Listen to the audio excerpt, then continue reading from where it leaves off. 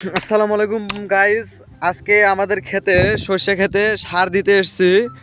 অনেকটাই শস্য বড় বড় হয়ে গেছে আর সবার খেতে সার দিতেছে, ইউরিয়া সার প্রয়োগ করতেছে। আমার মাথায়ও ইউরিয়া সার আনছি, এটা আমাদের খেতেও প্রয়োগ করব।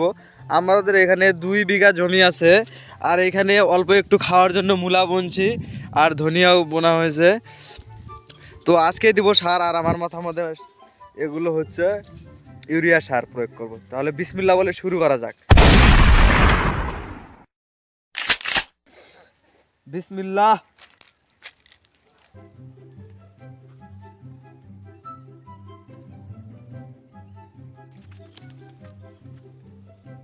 এখন পাতাইলে দিতেছি, কারণ দিগলে দেওয়া হয়ে গেছে আর এই 4-5 কেজির মতো আছে আর এই একটু জায়গায় আছে, দিতে হবে। তারপর আর ওই 1.5 বিঘা দিতে হবে। আধা ঘন্টা হয়ে গেল এই 1 বিঘা দিতে। এই 1 বিঘাতে 15 কেজি সার নেওয়ার পরেও 2-3 কেজি বেঁচে গেছে। এগুলোকে এখন আওড়া করা ছিটিয়ে দেবো একদম।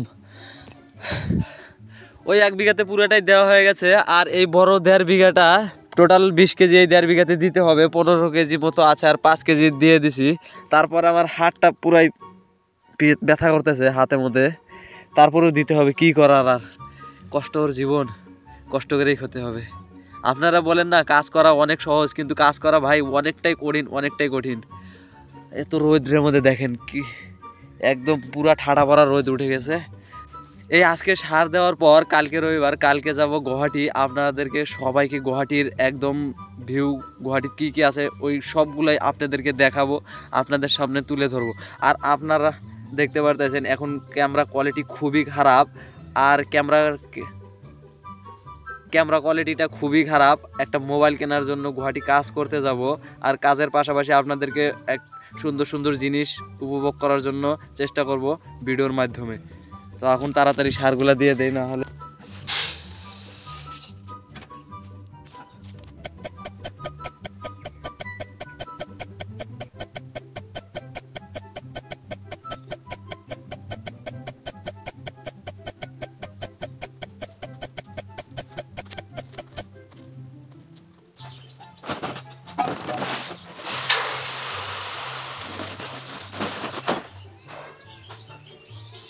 আর 10 কেজি আছে। এগুলো এখন এত রোদের মধ্যেও পাথাইলা দিতে হইব, পাথাইলা দিলেই শেষ হয়ে যাব। হাতের অবস্থাও শেষ, একদম ব্যথা করতেছে।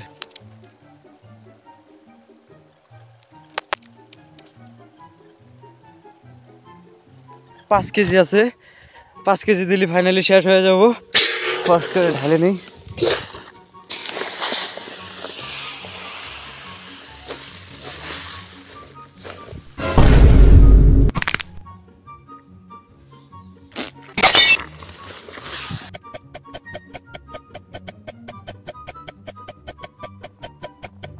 তিন 4 কেজি বেঁচে গেছে, এগুলাকেও উড়া ধুরা একদম খেতের মধ্যে দিয়ে দিব। ফাইনালি গাইস সার দেওয়া কমপ্লিট। এরপরে 5-6 কেজি করে দিব যখন একটু একটু ফুল আসবো তখন। আর আপনাদের উদ্দেশ্যে একটা কথা বলার ছিল, মানে কালকে আমি গুয়াহাটি যাবো, কারণ এই একটা মোবাইল কেনার জন্য। এই মোবাইলের কোয়ালিটি, ক্যামেরা কোয়ালিটি অতটাও ভালো না, একদম বেকার কোয়ালিটি বলতে পারেন। ক্যামেরা কোয়ালিটিটাও অত ভালো না। আর মোবাইলটা এডিট করতে গেলে ধরেন এক্সপোর্ট করলাম, এখন ধরেন 5 মিনিটের ভিডিও হলো, সেটা এক্সপোর্ট হবে ধরেন কালকে সকালে যায়, 24 ঘন্টা পর মানে ফাইলে আসবো। ওইটা ফাইল থেকে আসার পরে ওইটা ভিডিও ইউটিউবে আপলোড করতে হয়, বহুতটাই ঝামেলা হয়, বহুতটাই হয়। তারপর মোবাইলে এডিট করতে গেলে ফাংশনালের কারণে হয়তো মোবাইলের হ্যাং হয়ে যায়। একটা 5 মিনিটের ভিডিও এডিট করতে গেলে না হলেও কমসে কম 10 বার আমাকে ক্যাপকাটে ঢুকতে হয়। 10 বার অটোমেটিকলি বের করে দেয় কত সময়।